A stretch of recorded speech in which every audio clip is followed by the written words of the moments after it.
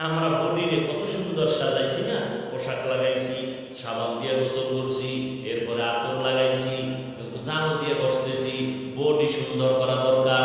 চেহারা বারবার আয়নার দিকে দেখি, কয় ঘরের আয়নায় কাজ হবে না, বাথরুমের আয়নায় হয় না, মোবাইলের আয়নায় বারবার দেখে চেহারাটা কেমন, স্পট আসেনি।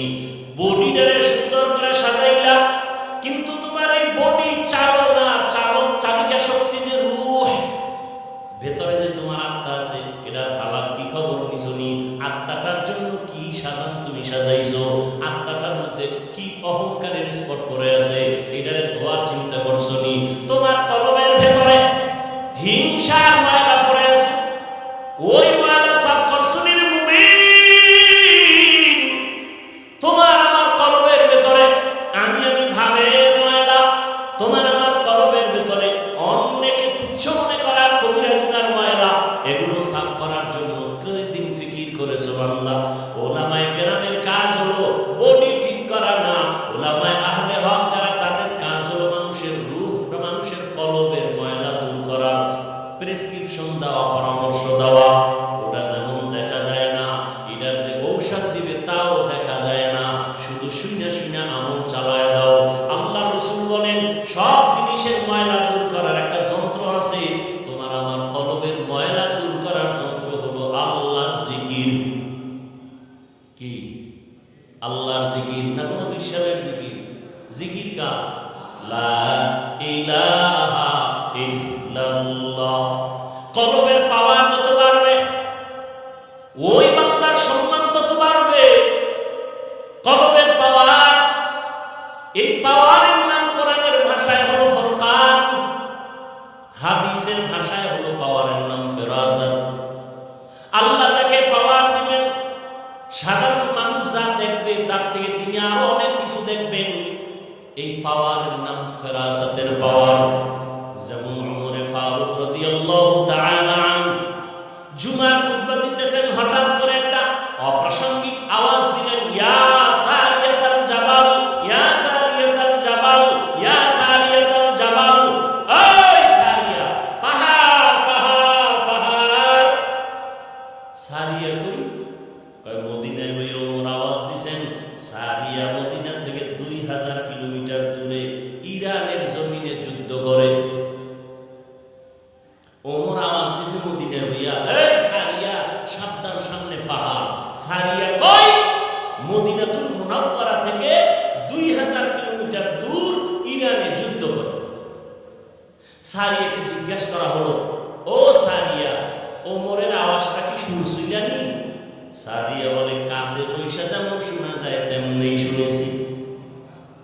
এই পাওয়ারের নাম ফেরাসাত। আল্লাহর ওলি যারা খাঁটি ওলি, তাকওয়ার উপরে মুজাহাদা করে, মুশাহাদা করে, মুরাকাবা করে, আল্লাহ তাদেরকে এই পাওয়ার দান করেন। আর এই পাওয়ার কোন ভণ্ডকে আল্লাহ দিবেন না, বেনামাজিকে দিবেন না, হারাম যে খায় তাকে দিবেন না। এই পাওয়ার আল্লাহ তাকওয়াওয়ালাকে দান করবেন। তাকওয়া মানে কি? গুনাহমুক্ত জীবন অর্জন করার নাম তাকওয়া। যে ইচ্ছা করে গুনাহ করে না, অনিচ্ছায় গুনাহ হয়ে গেলে তওবা করতেও দেরি করে না, এর নাম তাকওয়া। যিনি এই অর্জনটা করে তার নাম মুত্তাকি। মুত্তাকিনদের ফলাফল দুনিয়াতে 6টা, আখিরাতে 2টা। কোরআনের আয়াত, আখিরাতে 2 ফলাফল পুরস্কারের, প্রথম বিনা হিসাবে জান্নাত, দ্বিতীয় পর্দা ছাড়া ডাইরেক্ট আল্লাহর সাথে হবে মুলাকাত। আর দুনিয়াতে 6টা। 6এর মধ্যে এক পুরস্কারের নাম আল্লাহ গায়বী খাজানা থেকে তাকে রিজিক দান করবে। করোনা, স্কুল বন্ধ, কলেজ বন্ধ, চাকরি বন্ধ, ব্যবসা বন্ধ, সব কিছু বন্ধ, কোরআনের মাদ্রাসা বন্ধ হয়নি। কি মিথ্যা বলতেছি?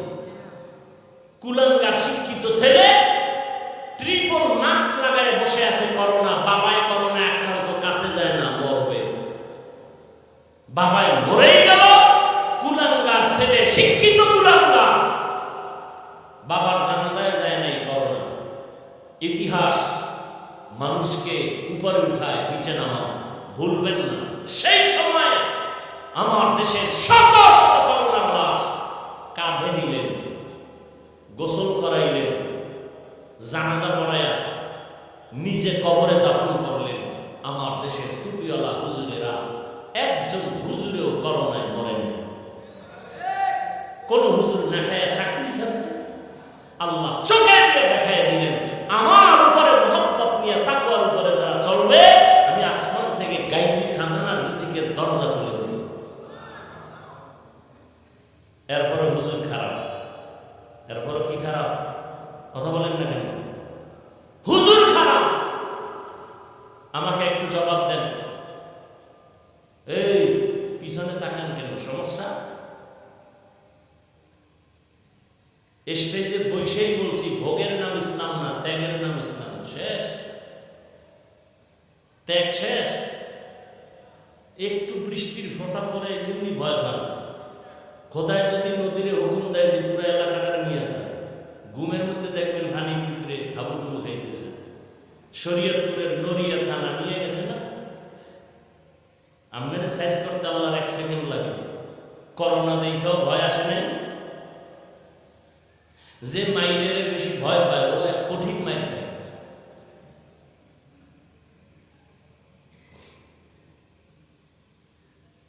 সরকারি বেসরকারি যারা চাকরি করে ডিউটি কয় ঘন্টা? জানা থাকলে দ্রুত বলেন তো।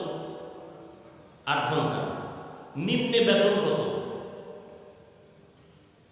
কত বলেন?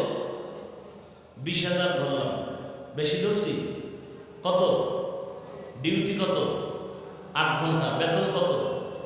মসজিদের ইমামের ডিউটি কয় ঘন্টা বলেন? কয় ঘন্টা? বেতন কত? আমি তো ঘুমের ভিতরে ঠাডা হইয়া খোদায় মাইরা বানানো দরকার ছিল যে এর থেকে আর জুলুম কি হইতে পারে বলেন তো? 24 ঘন্টা ডিউটি করবে ইমাম। একক তো নামাজে না থাকলে রিক্সাওয়ালা কয় গেছিলেন কো? ইমাম সাহেব কে তুমি? আমি রিক্সা চালাই। তুই আমার জিজ্ঞাসা এত বড় বেতন, 5 টাকা বেতন নেই, সেই পাওয়া। এরকম বেয়াদব আছে না নাই? এই জাতিকে উলামায়ে কেরাম যা দিয়েছে আর কেউ দেয়নি, সব চাঁদাবাজ আর ধান্দাবাজ। নিঃস্বার্থভাবে উলামায়ে কেরাম যা দিয়েছে আর কেউ দেয়নি। কিন্তু এই জাতি বারবার আলেমদের সাথে বেয়াদবি করে। বেয়াদবির ফলাফল ভালো না খারাপ? টাকায় বাঁচাইতে পারছে? শেয়ারে বাঁচাইতে পারছে? যারা বেয়াদবি করবেন গাড়ি আপনারাও রেডি রাখবেন, খুব সাবধান। তাসলিমা নাসরিন নামের এক MBBS ডাক্তার, আমি বরিশালীয় ভাষায় বলি বেশ্যা, বোরকার বিরুদ্ধে বহু লেখা লেখছে। MBBS ডাক্তার, যেমন তেমন ডাক্তার না। নাম কত সুন্দর, তাসলিমা নাসরিন, ইসলামী একটা সর্বোচ্চের নাম। বোরকার বিরুদ্ধে লেখলো, সেই বোরকা পরিয়ে বলাইছে। আমাদের গ্রামের ভাষায় আছে যে যাকে নিন্দে সে তাকে বিন্দে। আল্লাহ হেদায়েত দান করুন। আমাকে আপনারা বলেন তো, ইসলাম কি পূর্ণাঙ্গ না অপূর্ণাঙ্গ? আল্লাহ পাকের কোরআন রাসূলের হাদিস কি পূর্ণাঙ্গ না অপূর্ণাঙ্গ? কিয়ামত পর্যন্ত মানুষের যত সমস্যা হতে পারে সব সমাধান কি কোরআন বা ইসলামে আছে না অল্প আছে? সত্য কথা স্বীকার করেন, আছে? পরিপূর্ণ আছে? যারা বলেন রাষ্ট্রের ব্যাপারে ইসলাম কোরআনে কিছু নাই, তাদের কথায় কি প্রমাণ হলো যে ইসলাম সব দিক থেকে কমপ্লিট, রাষ্ট্রের ব্যাপারে কোরআন ও ইসলাম দুর্বল? যদি মনে মনে কেউ কোরআন আর ইসলামকে দুর্বল মনে মনে ভাবে, তার ঈমান থাকবে? বলেন। আল্লাহ হেদায়েত দান করুন। তো আমার নামাজ কার জন্য? আল্লাহর জন্য। নামাজ কেমনে হবে? বলে আল্লাহ যেইভাবে সেজদা দিলে খুশি হবে ওইভাবে সেজদা দাও। আল্লাহ কোনভাবে দিলে খুশি হবেন তো আল্লাহর দেখাও যায় না, ধরাও যায় না, জিজ্ঞানো যায় না। আল্লাহ জবাব দেয় আমাকে পাবি না। তবে জমিনের মধ্যে আমার কলিজার এক বন্ধু আছে, রহমতের নবী। যেই বন্ধুটা আমার কেমন বন্ধু জানো? মুসা নবী আমার বন্ধু, ঈসা নবী আমার বন্ধু, ইব্রাহিম আমার বন্ধু, ঈসা আমার বন্ধু, দাউদ আমার বন্ধু, সুলাইমান আমার বন্ধু, মুহাম্মদ আমার বন্ধু। তবে ব্যবধান হলো সব নবী রাসূল আমি আল্লাহ তাআলার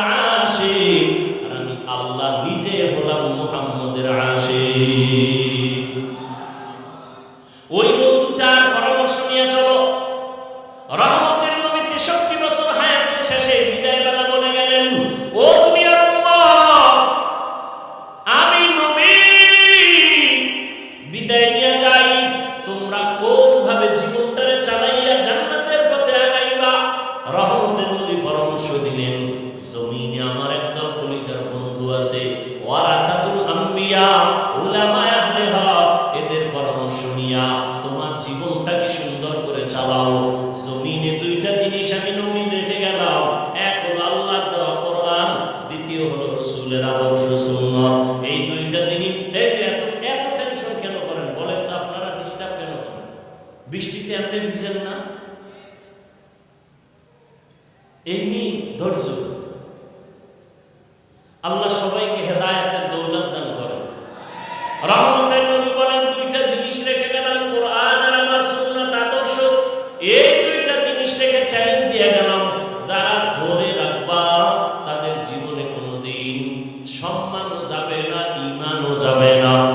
ঈমান ও সম্মান ধরে রাখো কোরআন আর আমার আদর্শের মাধ্যমে। আমার আদর্শ কই পাইবা? আমার প্রিয় উলামায়ে কেরাম, আমার বন্ধু, এদের পরামর্শ নিয়ে তাদের থেকে আমার আদর্শ নিয়ে চলো। ও এলাকার মা বোনেরা, যুবক বাবারা, ও বৃদ্ধ বাবাজি, আমি যে আপনাদের এতক্ষণ বয়ান শুনাইলাম, একবারও কিন্তু আমি বলি নাই আমি যে পাঁচ করলি টুপি পরেছি আপনারাও পড়েন, না হয় জান্নাত নাই। একবারও বলি নাই, বলবো না। আমি কওমি মাদ্রাসার সন্তান, একবারও বলি না আপনারা কওমি মাদ্রাসায় যান, স্কুল কলেজ ছেড়ে দেন, আমার মতো বড় হুজুর হইয়া যান, একবারও বলি নাই। আমি তাবলীগের লাইনের সন্তান, একবারও তাবলীগের পক্ষে আপনাকে ডাকি নাই। বরং আমি আপনাকে এতটুকু পরামর্শ দিতে চাই, সারা দেশ ঘুরে ঘুরে আপনি স্কুলে পড়েন, কলেজে পড়েন, চাকরি করেন, ব্যবসা করেন, ওখানে থাইকা আমার নবীর মুহাব্বত অন্তরে নিয়া, ওলিয়া উলিয়াদের পরামর্শ নিয়া, আমার আল্লাহর মুহাব্বত নিয়ে জান্নাতি হয়ে কবরে রওনা করেন। কেমনি স্কুলে থাইকা আল্লাহকে পাবেন?